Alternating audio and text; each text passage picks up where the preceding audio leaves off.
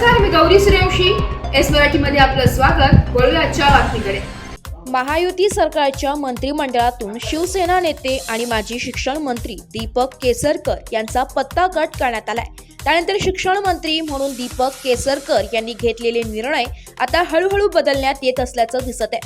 मागच्या आठवड्यात विद्यार्थ्यांच्या शालेय गणवेश योजनेच्या निर्णयात बदल करण्यात येणार असल्याचं जाहीर करण्यात आलं होतं.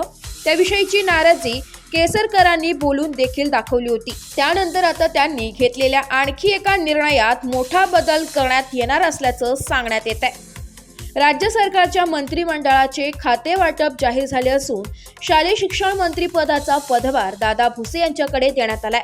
शालेय गणवेश वाटपाच्या निर्णयात बदल केल्यानंतर आता पुस्तकाला वह्यांची पाने जोडण्यात आलेल्या निर्णयावर राज्य सरकारकडून फेरविचार सुरू असल्याची माहिती समोर येत आहे.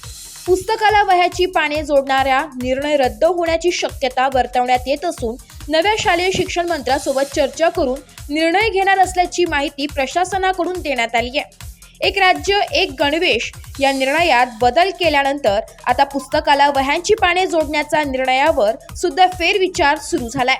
सन 2023 ते 2024 या शैक्षणिक वर्षांपासून पुस्तकाला वह्यांची पाने जोडण्याचा निर्णय घेण्यात आला होता, जेणेकरून दप्तराचे ओझे कमी होईल. याशिवाय शिक्षकांकडून वर्गात शिकवलं जात असताना विद्यार्थ्यांकडून वह्यांमध्येच याच्या नोंदणी घेतल्या जातील असा उद्देश त्यावेळी सांगण्यात आला होता.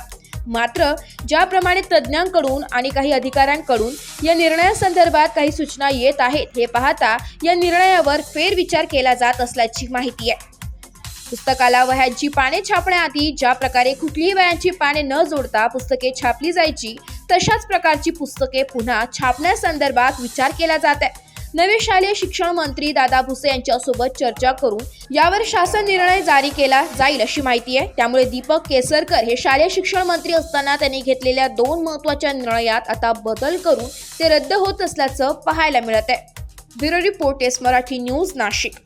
अशाच नवीन ताज्या घडामोडी जाणून घेण्यासाठी आमच्या एस मराठी न्यूज चॅनलला लाईक करा, शेअर करा, सबस्क्राईब करा आणि बेल आयकॉनला क्लिक करायला विसरू नका.